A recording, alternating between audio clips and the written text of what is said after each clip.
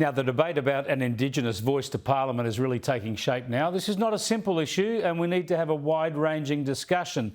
There'll be a major speech on the issue in Sydney on Friday, but things really kicked off on election night when the newly elected Prime Minister was pretty direct. We can answer its patient, gracious call for a voice enshrined in our Constitution.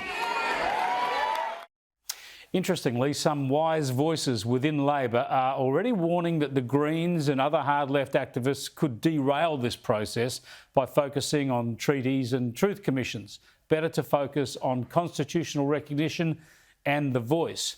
But soon-to-be Coalition Senator for the Northern Territory, Jacinta Nampijinpa-Price, told us last night she is more interested in practical issues of disadvantage, solving those. She's not enthused about an Indigenous voice. It's another way of dividing us as a nation in terms of ethnicity, as opposed to treating us all as Australians. Let's go to Dean Parkin, who heads up the campaign group From the Heart. Good to talk to you again, Dean, joining us live from Melbourne. Dean, is Jacinta right? Would this divide the nation?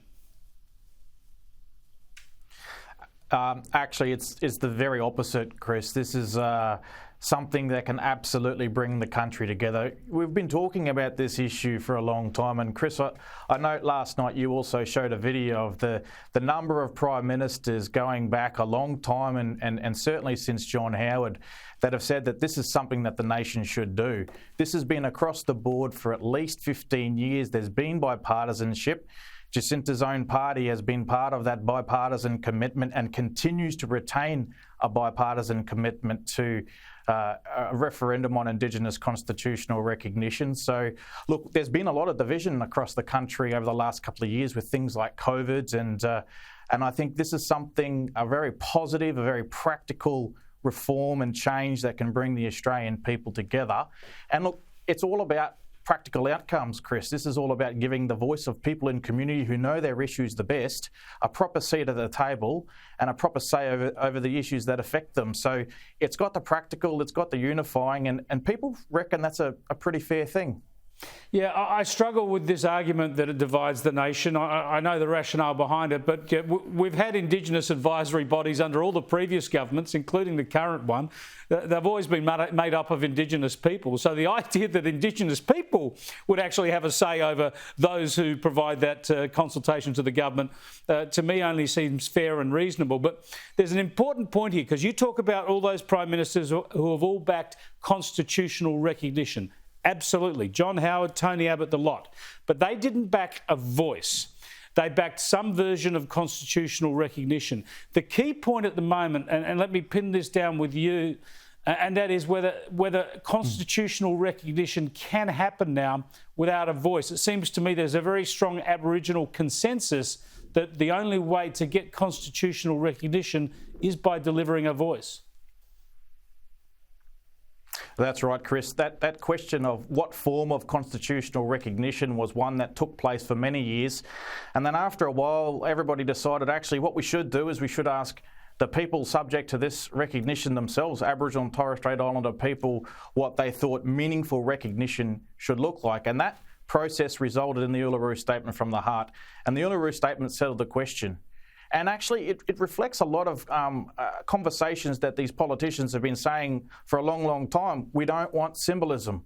We don't want symbolic actions. And the mob said, absolutely, if we're going to do this recognition, it's got to be practical. It's got to be about the lives of people on the ground. And the best way that we can do that is get the experts themselves, the families, the leaders, the people in the communities that know how things work. Indeed, some of the people that Jacinta works with on some of the really key issues. We want to give them a real voice. We want to give them a voice that's got the power of the Constitution, that gives it that guarantee so that they are there doing that work, advising parliaments and governments over the long term. So it is absolutely settled, the question of what recognition should look like. And indeed, the previous government under Ken Wyatt did a lot of work to try and design that voice, and you were part of that, Chris. And so I'm sure you'll agree that the proposals that were put forward there are grounded in the practical views of people from communities. Yeah, I mean, absolutely. I wouldn't support it unless it did focus on those practical decisions, grassroots feedback, and trying to do something positive in this country to end disadvantage. I want to show a quick clip here of Linda Burney, who is the Indigenous Affairs spokesperson for Labor, expected to be the minister next week. Here she is. The role that I see myself having is building consensus and building the case for a yes vote. Those are the things that will determine the timing of the referendum. Yeah, no hurry there, but the key point is building a consensus. How do you get, especially the right of centre, the right side of politics in Australia, to support this? Because no referendum is going to win without bipartisan support. Well, that's right. I think we have to look at some of the conditions that are already in place, Chris, and these are conditions that have been put in place for a long time. As I said, we've had the bipartisan commitment. We've had the work to design the voice led by those on the centre right. We've had $160 million retained in the previous budget only a couple of months ago in the lead up to the election to hold a referendum on Indigenous constitutional recognition. So those pieces have been put in place. Then we had the election, and Anthony Albanese and Linda Burney and others in Labor were consistent and clear with the Australian people about their intentions around having a referendum on a voice in this term of government.